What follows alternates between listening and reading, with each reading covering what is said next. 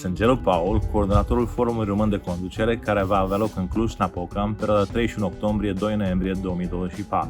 Forumul Român de Conducere este o comunitate de practicanți care încurajează, unește, echipează și oferă resurse liderilor evanghelici din România.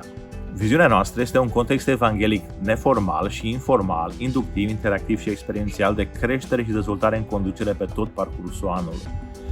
Misiunea noastră este facilitarea unității, echipării și alocării resurselor necesare pastorilor și liderilor evanghelici români în vederea reînnoirii Bisericii Evanghelice și evangelizării României. Strategia noastră este crearea și dezvoltarea unor comunități de practicanți, a liderilor evanghelici implicați în misiune, în spațiu religios, artistic, de afaceri, în învățământ, media, politică, ONG-uri, cultură, societate, misiune locală și globală pe tot parcursul anului. La forum sunt invitați toți liderii care slujesc și sau doresc să slujească în baza chemării, pasiunii, competențelor și care vor să se dezvolte în continuu într-un context evanghelic inductiv, interactiv și experiențial, în vederea glorificării Lui Dumnezeu și lărgirii împărăției Lui începând din România și până la marginile pământului.